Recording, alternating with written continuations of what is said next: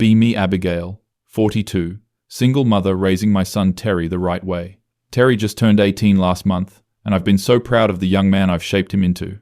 Unlike other mothers who let their sons become part of the problem, I've made sure Terry understands how the world really works. Been taking him to therapy since he was 14, because I know how toxic masculinity can poison young minds. Dr. Sarah is amazing, really gets how society conditions boys to suppress their emotions and become oppressors. Terry's appointment is today at 3 p.m., like every Wednesday for the past 4 years. I'm in the kitchen making him a quinoa bowl because I refuse to let processed capitalist food poison his body. Hear his footsteps coming down the stairs, probably getting ready to leave soon. He walks into the kitchen looking tense, which immediately concerns me. The patriarchal structures in his school have probably been weighing on him again. Terry, sweetie, your appointment is in an hour. Did you want to talk about anything beforehand? He stops and just stares at me for a moment. There's something different in his expression today. Almost angry. Actually, Mom, I'm not going to therapy anymore. I nearly dropped the quinoa bowl. What did he just say? What do you mean you're not going? Terry, we've discussed this. Mental health is crucial, especially for young men who... I'm 18 now. I can make my own decisions about this stuff. His voice has this edge to it that I've never heard before. Clearly something has happened at school or with his friend group. Those toxic male influences are finally starting to show. Honey, I understand you feel grown up now, but therapy isn't something you just stop because you feel like it. Dr. Sarah has been helping you process. Process what exactly? Process how everything wrong in my life is because of some invisible system? He's raising his voice now, and I can see the anger building. This is exactly what Dr. Sarah and I have been trying to prevent. The masculine rage that society teaches boys is acceptable. Terry, please lower your voice. Let's sit down and talk about this rationally. No, I'm done talking rationally about irrational things.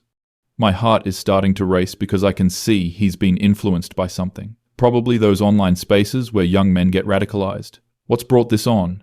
Has someone been telling you that therapy is weak? Because that's exactly the kind of toxic messaging. Everything is toxic messaging to you. Everything is the patriarchy or society or some system designed to oppress people. He's actually yelling now, and I've never seen him like this. Something is seriously wrong, and I need to get him back to Dr. Sarah immediately. Terry, you're clearly upset about something deeper here. This kind of sudden rebellion against help is actually a symptom of what? Of me finally realizing that you've been the problem this whole time? The words hit me like a physical blow. Did my own son just say I was the problem? After everything I've sacrificed to raise him with consciousness and awareness. Excuse me? After everything I've done to protect you from becoming another toxic male? Protect me? You've been suffocating me. Every problem I've ever had, you blame on society, instead of actually helping me deal with it. I can feel my own anger rising now because this is so unfair. I've dedicated my entire life to making sure he doesn't become part of the oppression machine. I have helped you deal with it. I've given you every tool to understand how these systems work. What systems, Mum? The system where I can't make friends because you've convinced me that every social interaction is about power dynamics? He's pacing now, and his face is red with anger. The system where I can't date anyone because you've taught me that attraction is just internalized misogyny? This is getting out of hand, and I need to regain control of this conversation. Terry, you're obviously going through something right now, and lashing out at the person who's tried to educate you is exactly how patriarchal conditioning works. There it is again. It's never just me having feelings or opinions. It's always patriarchal conditioning. He slams his hand on the counter and I actually jump. I've never seen him this aggressive, and it's honestly frightening. You want to know what my biggest problem is? It's not society. It's not the patriarchy. It's not toxic masculinity. He's looking directly at me now, with pure fury in his eyes. My biggest problem is that my mother has spent my entire life convincing me that I'm either a victim or a potential oppressor, and never just a person. I can feel tears starting to form because this is so painful to hear. After all the sacrifice, all the consciousness raising, all the protection I've provided. Terry, you don't understand what I've saved you from. The world is full of systems designed to turn young men into what? Into people who can function normally? Into people who don't analyze every human interaction through the lens of oppression? This is spiraling completely out of control. I need to call Dr. Sarah immediately because this is obviously a breakdown. You clearly need professional help right now. I'm calling Dr. Sarah. Don't you dare call her. I'm done with therapy. I'm done with your constant analysis of everything, and I'm done pretending that your worldview makes any sense. He's moving toward the door now, and I'm starting to panic. Terry, please don't leave while you're this upset. We can work through this. Work through this?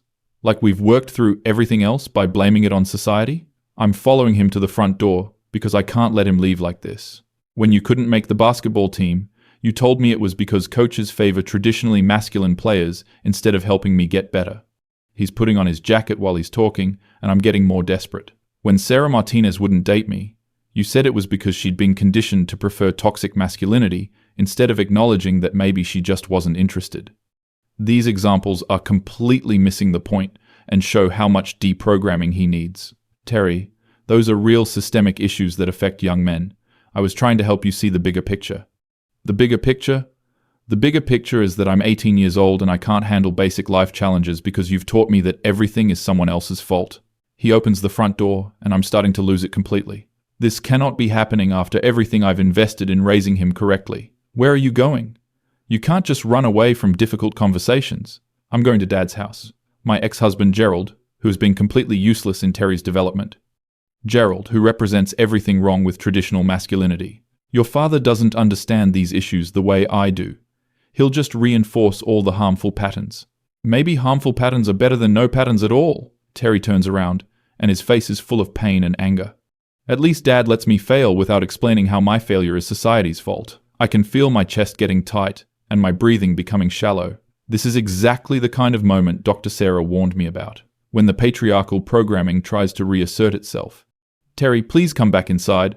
You're hurting right now, and making decisions based on pain. I'm making decisions based on finally understanding that you've been the source of my pain. He takes a step back toward me, and I think maybe he's reconsidering, but his expression just gets angrier. You want to know what I figured out? You don't actually care about helping me. You care about being right about your theories. That accusation is so unfair I can barely process it. Everything I've done has been about helping him navigate a difficult world. That's not true. Every choice I've made has been about protecting you and educating you. Protecting me from what? From learning how to solve my own problems? From taking responsibility for my own life? I can feel my voice getting higher as the stress builds. From becoming another man who contributes to the oppression of others. There it is. You'd rather have a son who can't function than a son who might not share your exact worldview. This conversation has become completely irrational. He's clearly been influenced by something or someone. Who have you been talking to? Because this sudden change doesn't happen in a vacuum. I've been talking to reality, Mom. I've been talking to the part of my brain that you've been trying to suppress for 4 years. He starts walking down the driveway, and I'm following him. Terry, please don't do this. Don't throw away all the progress we've made. What progress? Progress toward what? He stops and turns around one more time. Being unable to talk to girls without wondering if I'm perpetuating harm? Being afraid to compete at anything because competition is supposedly toxic? Being paralyzed by the thought that every emotion I have is either patriarchal conditioning or internalized oppression? These are the exact conversations we need to be having in therapy. This is why stopping now is so dangerous. These are complex issues that require professional guidance to work through properly. No, they're simple issues that you've made complex by filtering everything through your ideology. I can feel my control of this situation slipping away completely. My heart is racing, and I'm starting to feel dizzy. Terry, you're my son, and I love you, which is why I can't let you make this mistake. The mistake isn't stopping therapy. The mistake was starting it in the first place. He gets to his car, and I realize I might actually lose him if I don't fix this right now. You can't just leave. We need to process this properly. There's that word again. Process. Everything has to be processed instead of just lived. He opens his car door, and I'm starting to feel genuine panic. This is my worst nightmare coming true. Terry, if you leave now, you're proving that you can't handle difficult emotions without running away. And if I stay, I'm proving that I can't make decisions without your approval. The panic is turning into something bigger now. I can feel my chest getting tight and my vision starting to blur. You don't understand what you're doing. You don't understand how the world really works. I understand exactly what I'm doing. I'm choosing to live my life instead of analyzing it to death. He gets in the car and starts the engine. I'm standing in my driveway watching my son drive away. All the work, all the sacrifice, all the consciousness raising, destroyed by whatever toxic influence has gotten to him. I stumble back into the house and my legs feel weak. My hands are shaking as I reach for my phone to call Dr. Sarah. This is an emergency and she needs to know what's happened. The phone rings twice before she picks up. Dr. Sarah? It's Abigail. We have a serious problem. What's going on, Abigail? Terry just had a complete breakdown. He says he's quitting therapy and he's blaming me for everything. I can hear my voice getting higher and more frantic. He's been completely turned against everything we've worked for. Someone has gotten to him. Slow down, Abigail. Tell me exactly what happened. He said I'm the problem, not society. He said I've been suffocating him, he said. I can't even repeat some of the things he said. They were so hurtful and showed how completely he's been manipulated. He said he'd rather fail on his own than succeed with my help. I see. And how are you feeling right now? How am I feeling? I'm devastated. 4 years of work just destroyed by whatever toxic messaging he's been exposed to. I'm pacing around my living room now, and I can feel my heart pounding. Dr. Sarah, you have to help me fix this. You have to call him. Abigail, Terry is 18 now. I can't call him without his consent. This answer is completely unacceptable. She doesn't understand the urgency of this situation. But this is exactly the kind of crisis we've been trying to prevent. This is the patriarchal backlash we talked about. I understand you're upset, but we need to respect Terry's autonomy here. His autonomy? His autonomy is being compromised by toxic influences. I can feel my breathing getting faster and my voice getting louder. Dr. Sarah, you don't understand. He's going to his father's house. Gerald will undo everything we've accomplished. Abigail, I think we should schedule a session for just you to process these feelings. I don't need to process anything. I need Terry back in therapy before it's too late. The frustration is overwhelming now. Nobody seems to understand how serious this is. This isn't about my feelings. This is about saving my son from becoming another toxic male. I hear that you're very concerned, but right now, Terry has made a decision about his own mental health care. I hang up the phone because this conversation isn't going anywhere productive. Dr. Sarah is clearly not grasping the severity of the situation. I need to think about this strategically. Terry is angry right now, but anger is just pain underneath. He's been hurt by something, or someone, and he's taking that pain out on the person who's tried to protect him his whole life. I call Gerald, even though talking to him always makes me feel worse. He answers on the third ring, with that annoyingly calm voice. Hey Abigail, what's up? Terry is on his way to your house, and he's having some kind of breakdown. What kind of breakdown? I can tell Gerald is going to minimize this like he always does. He quit therapy, and he's blaming me for all of his problems instead of understanding how systemic oppression works. Okay, slow down. What actually happened? What actually happened is that 18 years of conscious parenting are being destroyed because he can't handle the complexity of real social justice work. There's a pause on the other end. Abigail. Maybe Terry just wants to make his own choices about therapy. His choices are being influenced by toxic messaging.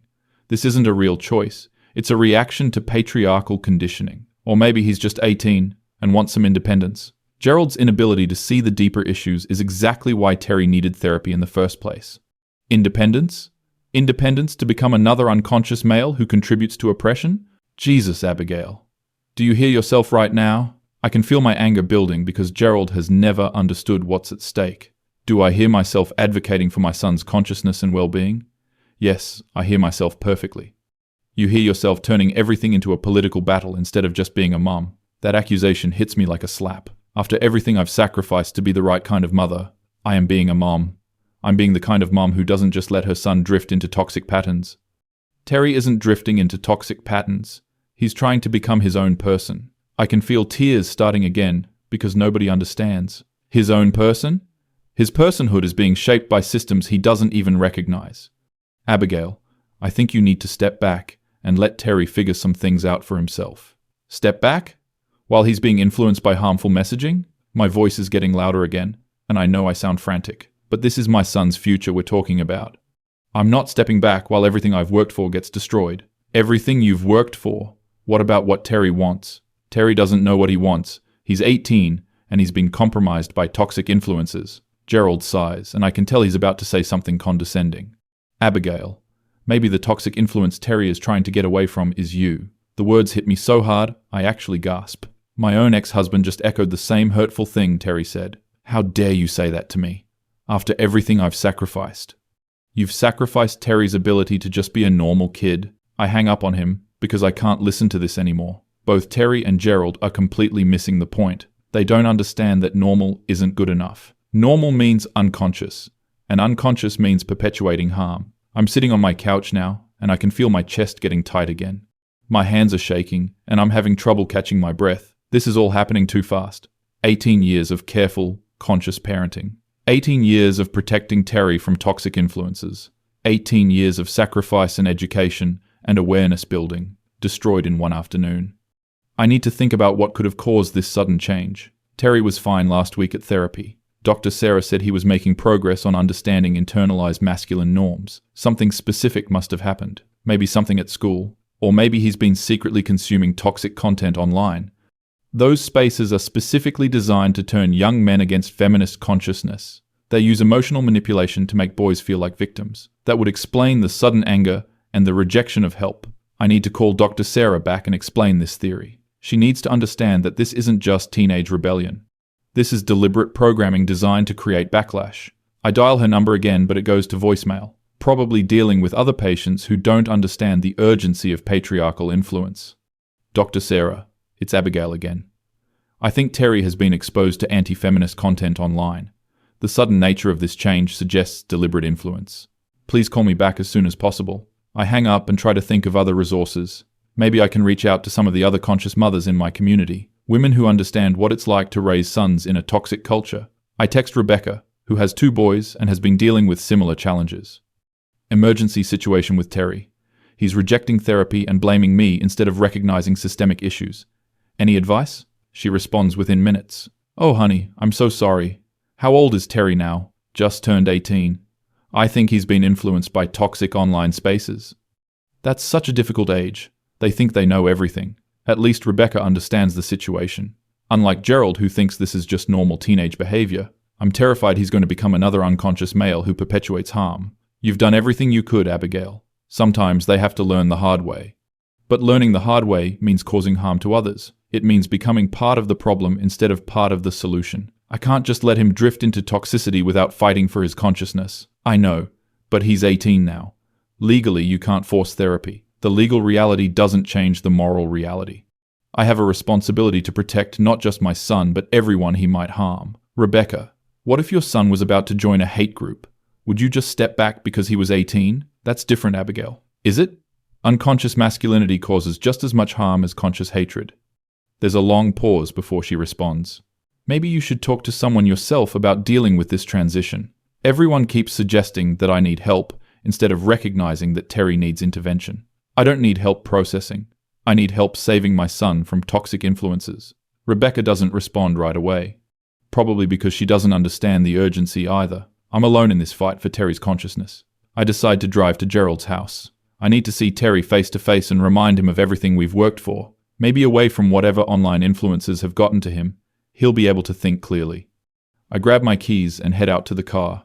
My hands are still shaking, but I need to act. Sitting at home isn't going to save Terry from becoming another toxic male. The drive to Gerald's house gives me time to think about what to say. I need to approach this strategically. Terry is clearly in pain, and he's projecting that pain onto me. If I can help him identify the real source of his pain, maybe he'll understand. The real source is a society that tells young men they have to suppress their emotions. The real source is a culture that makes boys feel like sensitivity is weakness. The real source is systems designed to turn empathetic boys into oppressive men. I pull into Gerald's driveway and I can see Terry's car. At least he made it here safely. I walk up to the front door and ring the doorbell. Gerald answers with a concerned expression. Abigail, I don't think this is a good idea right now. I need to talk to Terry. This can't wait. He asked me not to let you in if you showed up. My own son is refusing to see me, after everything I've done to protect and educate him. Gerald, this is an emergency. Terry is having a breakdown, and he needs help. Terry is having a breakthrough, not a breakdown. I can feel my anger rising again at Gerald's complete lack of understanding. A breakthrough into unconscious toxicity, yes. Abigail, listen to yourself. You're talking about our son like he's joining a cult. Unconscious masculinity is a cult. It's just so normalized that people don't recognize it. I can hear Terry's voice from inside the house. Is that Mom? Yes, Gerald calls back. Tell her I'm not ready to talk yet. Not ready to talk yet. As if this is something we can just postpone while toxic influences solidify. Terry, I just want to understand what happened. I want to help. There's silence from inside the house. Then I hear footsteps, and Terry appears behind Gerald. His face is still angry, but there's something else there too. Maybe sadness or disappointment. Mom, I told you I need space right now. Space to what? Space to unlearn everything positive we've accomplished? Space to figure out who I am without your constant analysis. I can feel my chest getting tight again. This is exactly what I was afraid of. Terry, you don't understand what you're throwing away. You don't understand how hard it is to maintain consciousness in a toxic culture. Maybe I don't want to maintain consciousness. Maybe I just want to live. The words hit me like a physical blow. My own son is choosing unconsciousness over the gift of awareness I've given him. You can't just choose to be unconscious. That's not how responsibility works. Whose responsibility? Mine or yours? I can feel my breathing getting faster. This conversation is spiraling just like the one at home. Your responsibility to yourself and to everyone your choices affect. What if my choice is to affect people positively by being authentic instead of ideologically correct? This is exactly the kind of false choice that toxic influences promote. Authenticity without consciousness is just selfishness, and consciousness without authenticity is just performance. Terry steps forward and I can see how angry he still is. Mum, do you want to know what my authentic feeling is right now? I nod because I need to understand what's really happening in his mind. My authentic feeling is that you've spent my entire life making me afraid to be myself. The accusation is so unfair I can barely process it. Afraid to be yourself? I've encouraged you to be your full, authentic self. No, you've encouraged me to be your version of my authentic self. He's looking directly at me now. There's a difference between being authentic and being ideologically pure. I can feel tears starting again because this is so painful. Terry, ideology isn't separate from authenticity. Your beliefs shape who you are, but you chose my beliefs for me. You never let me figure out what I actually think about anything. This is completely backwards. I gave him the tools to think critically about everything. I gave you critical thinking skills. I gave you awareness. You gave me your conclusions and told me they were my thoughts. Gerald is standing there watching this conversation, probably feeling vindicated in his unconscious approach to parenting. That's not true, Terry. We've had countless conversations about these issues. No, you've had countless monologues about these issues while I nodded along. I can feel my control of this situation slipping away completely. Everything I'm saying is being twisted and misunderstood. Terry, I'm trying to save you from becoming someone who causes harm. What if trying to save me is what's causing the harm? The question hangs in the air. And I realize that everyone is against me right now. Terry, Gerald, even Dr. Sarah, who won't help intervene. So this is what you want? To just abandon everything we've worked for? I want to work for my own things instead of yours. My chest is getting tighter, and I'm starting to feel lightheaded. Your own things like what? Like becoming another unconscious male? Like becoming whatever kind of person I actually am, instead of the person you think I should be? I can feel my voice getting higher and more desperate. But what if the person you actually are causes harm? What if your unconscious choices hurt people? Then I'll learn from that and try to do better. Learning from harm means harm has already been caused. Prevention is better than reaction. Terry looks at Gerald and then back at me. Mom, do you hear what you're saying? You're so afraid of me potentially causing harm that you'd rather control every aspect of my personality. I'm not controlling, I'm guiding. You're micromanaging my consciousness. The phrase hits me wrong, and I can feel my anger building. Micromanaging consciousness? I'm trying to develop your consciousness by making every thought I have subject to ideological approval. I can feel myself starting to lose it completely. My hands are shaking, and my voice is getting louder. Ideological approval? These aren't ideologies. These are facts about how oppression works. According to who? According to you, and Dr. Sarah, and your books, and your theories. According to reality. According to the lived experiences of marginalized people. What about my lived experience? What about my reality? His reality is limited by his privilege. He doesn't have the perspective to understand systemic issues. Your reality is shaped by privilege that you don't even recognize. And your reality is shaped by theories that might be wrong. The suggestion that my understanding might be wrong is completely unacceptable. I've spent years educating myself and building consciousness. These aren't theories, Terry. This is how the world actually works. For you. This is how the world works for you. I can feel my breathing getting shallow and my vision starting to blur. For everyone, whether they recognize it or not. What if some people are happier not recognizing it? Happiness built on unconsciousness is fake happiness, and consciousness built on fear is fake consciousness. I can feel everything starting to fall apart. My son is choosing ignorance over awareness, choosing comfort over truth, choosing selfishness over responsibility. Terry, please don't do this. Please don't throw away everything we've built. We didn't build anything, Mom. You built something and tried to make me live in it. I can feel my chest getting really tight now. My heart is racing and I'm having trouble standing. I built it for you, to protect you, to help you. I never asked you to build it. I never asked for that kind of protection. My legs feel weak and I need to sit down. But I'm standing in Gerald's doorway having the most important conversation of my life. You didn't ask because you were a child. Children don't understand what they need. I'm not a child anymore. You're 18. You still don't understand how complex these systems are. I can feel my voice breaking. Everything is falling apart, and I can't stop it. Terry, if you reject consciousness now, you might never get it back. Maybe I don't want it back. Maybe consciousness isn't worth feeling terrible about everything all the time. The idea that consciousness makes you feel terrible shows how much work we still need to do. It doesn't make you feel terrible, it makes you aware. Aware of how everything is terrible. Aware of how everyone is either a victim or an oppressor. I can feel myself starting to hyperventilate. That's not what consciousness means. That's exactly what it means in our house. Everything is analyzed. Everything is problematic. Everything is harmful. Terry's voice is getting louder too. I can't even watch a movie without you explaining how it reinforces harmful stereotypes. Because media literacy is important.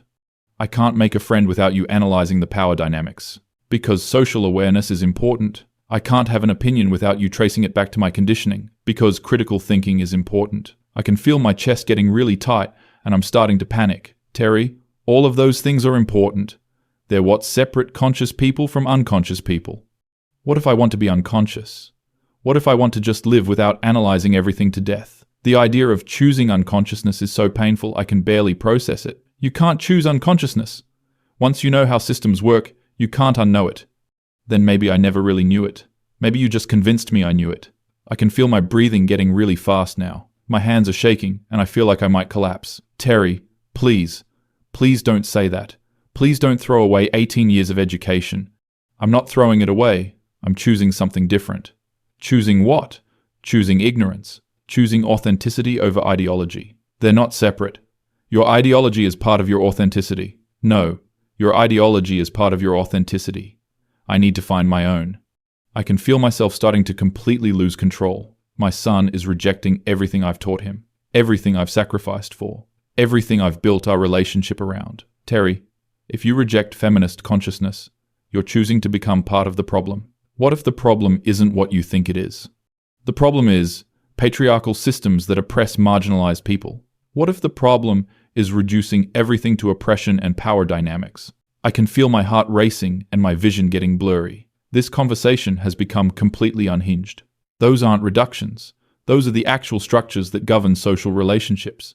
According to your books and your theories, and your therapist. According to reality, your reality. I can feel everything starting to spin. My chest is so tight I can barely breathe. My son is choosing unconsciousness over consciousness. Choosing selfishness over responsibility. Choosing comfort over truth. Terry, please don't do this to me. I'm not doing this to you. I'm doing this for me. For you? What about everyone you might harm? What about the harm you've already done to me? The accusation hits me like a slap. Harm that I've done, after dedicating my entire life to protecting him from harm. What harm? What possible harm could consciousness and awareness cause? The harm of never being allowed to just be a person instead of a political statement. I can feel my legs getting weak. I need to sit down, but there's nowhere to sit. You are a person. A conscious, aware, responsible person. I'm a project. I'm your proof that you're a good feminist mother. The words hit me so hard I actually gasp. My own son thinks I see him as a project. That's not true. It is true. Every choice I make reflects on your parenting.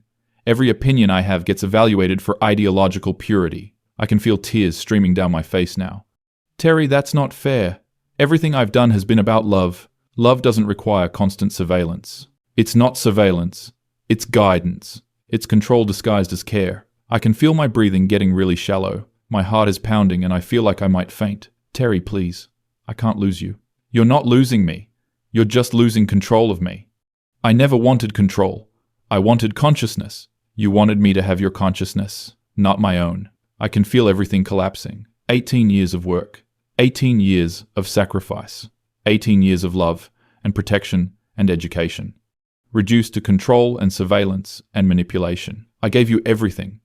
I gave you awareness and critical thinking, and you gave me fear. Fear of being wrong. Fear of being harmful. Fear of being unconscious. My chest is so tight I can barely speak. Fear of those things is appropriate. Those things are harmful. Being terrified of your own thoughts is harmful. I can feel myself starting to hyperventilate. Everything is falling apart and I can't fix it. Terry, please come home. Please let me help. I don't want your help anymore, Mum. The words hit me like a physical blow. My own son doesn't want my help. After everything I've sacrificed to give him the best possible guidance. You need help. Everyone needs help navigating these complex systems. Maybe I need help, but not your kind of help. What other kind of help is there? Help that doesn't come with conditions about who I'm supposed to become. I can feel my vision getting blurry and my legs getting weak. I never put conditions on you. I just wanted you to be conscious. Conscious, according to your definition of consciousness. There's only one definition. Either you're aware of systemic oppression or you're not. What if there are other things to be aware of besides oppression? The question doesn't even make sense. Oppression is the fundamental structure that shapes everything else. Like what? What else is there besides understanding how power works? Like understanding how people actually feel about their own lives. People's feelings are shaped by systems they don't understand. Maybe your understanding of systems is shaped by feelings you don't recognize. I can feel myself completely losing control now. My son is questioning the fundamental basis of everything I believe. My understanding is based on research and education and lived experience. Whose lived experience? Yours or mine? Mine is irrelevant because I have privilege. What if privilege isn't the only thing that matters about a person? I can feel my heart racing so fast it hurts. My hands are shaking and I'm having trouble standing. Privilege is the fundamental factor that determines your relationship to systems of oppression. What if some people relate to the world in ways that don't fit your system? I can feel everything spinning around me. My son is rejecting not just my guidance but my entire worldview, the foundation of everything I've built our relationship on. Terry, please. Please don't do this. Please don't choose unconsciousness. I'm not choosing unconsciousness. I'm choosing my own consciousness. There's no such thing as your own consciousness. Consciousness is objective. According to who? According to everyone who understands how oppression works. What if understanding oppression isn't the most important thing in the world? The suggestion is so painful I can barely process it. Understanding oppression is the foundation of being a good person. It's the foundation of not causing harm. What if your obsession with not causing harm is causing harm? I can feel my chest getting so tight I can't breathe. My vision is blurring and I feel like I might collapse. That doesn't make sense. It makes perfect sense. You've been so afraid of me becoming harmful that you've made me afraid of being human. I can feel myself starting to hyperventilate. Everything I've worked for is being destroyed. Human? What do you think being human means? Making mistakes, learning from them, forming relationships, having experiences that aren't filtered through ideology. Ideology isn't separate from experience. Your ideology shapes your experience. Your ideology shapes your experience. I want to see what my experience shapes. I can feel my legs giving out. I need to grab onto something, but there's nothing there. Terry, please, I'm begging you. Please don't throw away everything we've built. We never built anything together, Mum. You built something and expected me to live in it. I can feel myself starting to completely break down. My son is rejecting 18 years of love and sacrifice and education. I built it because I love you, because I wanted to protect you. I know you love me. But love isn't supposed to be a cage. The word cage hits me like a physical blow. I never built a cage. I built awareness. It's not a cage. It's consciousness. It's freedom from unconscious harm. It's freedom from choice. It's freedom from authenticity. It's freedom from being myself. I can feel myself sobbing now. My chest is so tight and my heart is racing so fast. Terry, please, please don't leave me. Please don't become someone who causes harm. Mum, the person who's caused me the most harm is you. The words hit me so hard I actually scream. A short, sharp scream of pure pain. My own son just said, I'm the person who's harmed him most. That's not true. That can't be true. Everything I've done has been to protect you from harm. You've protected me from everything except you. I can feel myself completely falling apart. My breathing is so shallow, I'm getting dizzy. My hands are shaking uncontrollably. Terry, I need you to understand. I need you to see. Everything I've done has been about love. I know you think it's been about love, but it's really been about control. Not control, guidance, protection, education. Mom, you're having a breakdown right now because your 18-year-old son wants to make his own choices about therapy. The observation hits me because it's true. I'm having a breakdown, but it's because something precious is being destroyed. I'm having a breakdown because you're choosing unconsciousness over consciousness.